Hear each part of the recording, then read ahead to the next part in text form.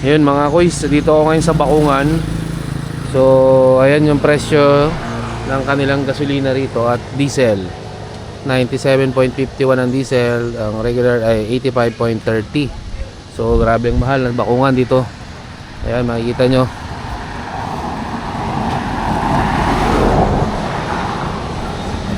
Medyo mahal talaga. So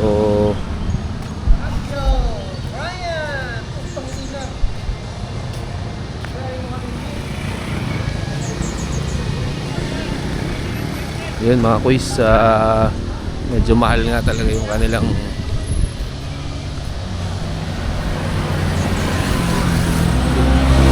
fuel nila. Napatasan ng pataas ang fuel ngayong araw. Dumagdag na naman siya.